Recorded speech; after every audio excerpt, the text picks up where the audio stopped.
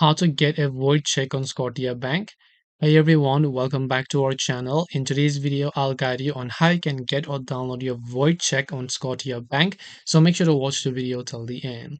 So if you'd like to basically print your void check details from the app's home screen, first of all, make sure to launch the Scotiabank app and then just tap your checkings account here.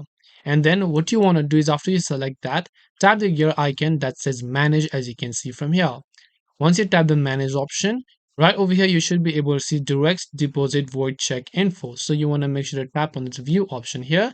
As you do that, you'll find this option called download void check. So all you have to do is make sure to click the download option.